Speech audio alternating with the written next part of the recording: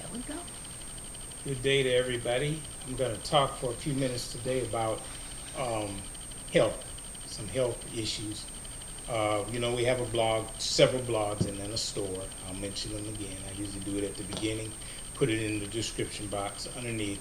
But 20 Truth to TRUTH 24-7 Health HEALTH.com. That's our health blog, and Truth TRUTH 24-7 Gospel.com. Of course, that's our gospel, our good news blog, where we talk about the things of God, and we post a lot of blog posts. There's a lot there already, a lot of content, so go ahead and read that. And if you enjoy it and get something out of it, then go over to our store. Our store is Truth, TRUTH dash ambassadors, AMBASSADORS dot my Shopify, MYSHOPFY, Shopify.com. And that's where the store is at. But it's in the description box, and it's a link exactly to it. I'm going to talk for a minute about health. We did a couple videos through the week, well, actually doing this week, where I talked about the gospel. Today I'm going to talk about health a little bit, and probably tomorrow I'll talk about gospel again. But I'm going to try to, vary it up day after day, because we're interested in health, and we're also, of course, interested in the things of God.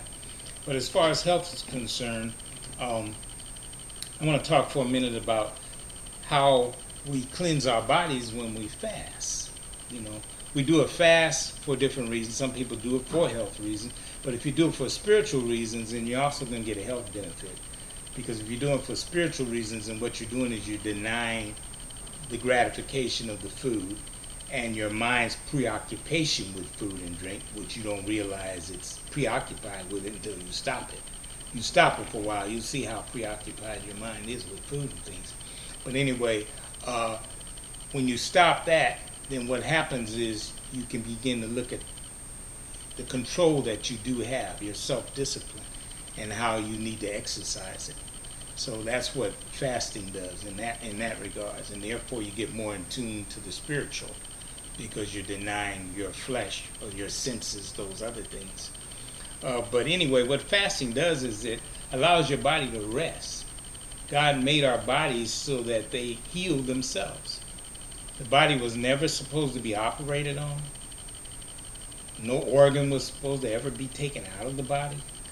None of that was designed by God, because God designed our bodies to rejuvenate themselves. The cells rejuvenate themselves. And basically your body cavity was never supposed to be opened up. Okay?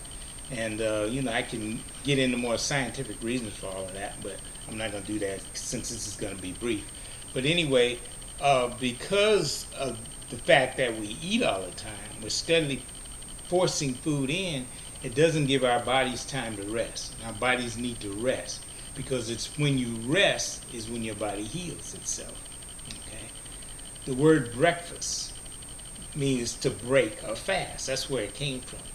So the night before you fasted because you were asleep, and then you broke your fast with a meal, and that was breakfast, and that's where the word came from. But what happens now is people eat 24/7. I mean, they may get up in the middle of the night, 1 or 2 o'clock in the morning, and have them a sandwich or have something, go back to bed. So there's no fast period. There's no broken period between meals. It's like continuously eating. And in biblical days, they ate around 6 o'clock in the evening. So most people don't eat that early because they're still on their way from work, or they're caught in traffic or whatever. So they may eat 8 or 9 at night, 10 or 11 at night. And then, like I said, and some people still come back for something, a late snack. So in other words, your body is not resting.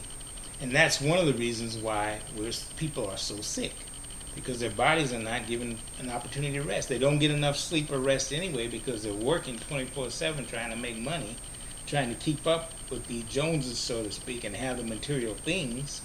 So they work a lot. They don't get a lot of rest. But then their bodies are constantly being forced food.